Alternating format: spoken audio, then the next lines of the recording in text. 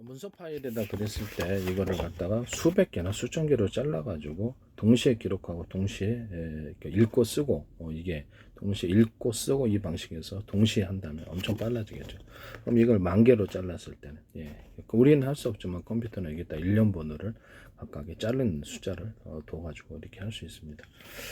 이렇게 해가지고 어떤 그 반도체나 저장 장치에서 이동통신 경로까지 각각 이렇게 뭐 각각 잘라놓은 조각들을 이동통신 경로를 정해놓고 정보를 이렇게 저장하는 곳 또는 일 처리하는 곳에 그것을 지정해야 하는 가로 세로 높이로 해가지고 0.0000000001cm 1mm 단위로도 뭐 이렇게 셀도 대중소로 들어갈 수도 있고요. 뭐 여러 가지 이렇게 뭐 저장 또 매체가 됐든 아니면 반도체가 됐든 이런 신호 이동 경로가 다 각각 지정되고 또 저장하거나 하는 곳이 한 군데 저장하는 것이 아니라 수십 군데 수백 군데도 저장하거나 이렇게 할 수 있다. 그때 읽고 쓰기를 거기서도 동시에 한다는 거죠.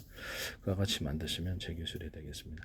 그럼 동영상 파일도 그러면 30분 분량을 이렇게 1000개로 내가 잘라놨을 때 각 조각별로 이같이 똑같이 할 수 있겠네요. 네, 동영상 파일도 그렇습니다. 동영상 파일도 동일하게 거기다 각 조각별로 해서 각각의 틀린 통신도로를 타고요. 통신도로가 숫자가 적어야 되겠습니까?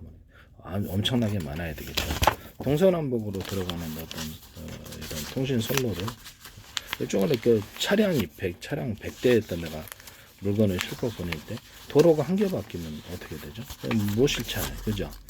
그래서 정보통신 도로가 많아야 되겠죠. 이런 식으로 이렇게 수없이 많이 만들고 일반 지금 현재 설계 방식보다 이렇게 해서 이동통신을 이렇게 왔다 갔다 건너 이렇게 갈 수도 있고요. 좌표와 숫자 방식으로 해서 저장 위치도 좌표와 숫자로 다 정해집니다.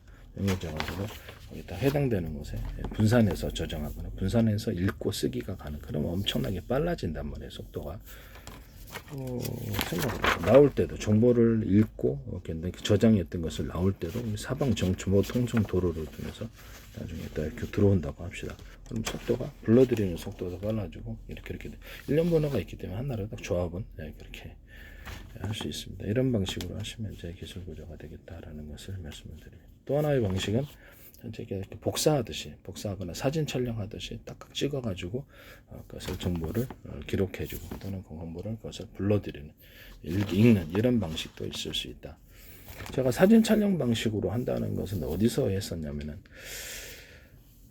강섬유선으로 이렇게 기본 주요 어떤 그 정보에 왔다 갔다 하는 통신 도로를 대부분 만들고요. 그 다음에 정기적으로 읽고 쓰고 이게 저장하고 이런 부분들을 같이 결합을 해갖고 그때 이렇게 발열 문제가 있기 때문에 이 정보 광신호가 손상되지 않기 위해서 거울 방식으로 또는 이렇게 사진 촬영 방식으로 해서 거기다가 여기 있는 정보를 넘겨주고 그러면 정기적인 방식이 그것을 읽고 쓴다는 거죠.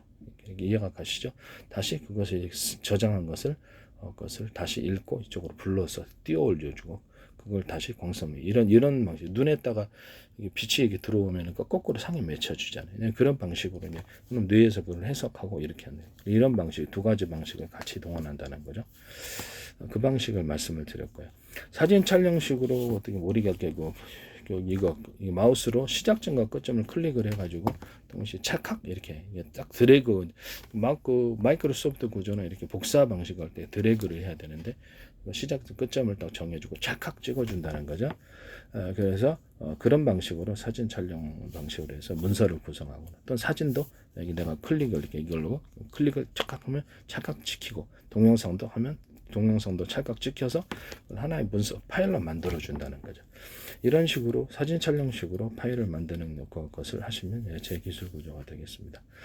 그리고 유튜브나 어떤 동영상 플랫폼도 되겠고 구글이나 이런 어떤 저장에 있어서 문서 파일을 저장을 할 때 소비자 환경, 소비자가 알아볼 수 있게끔 문서를 이렇게 일련 번호를 갖다가 숫자 방식이나 문자를 섞을 수도 있고요. 또 다른 방식도 사용할 수도 있습니다.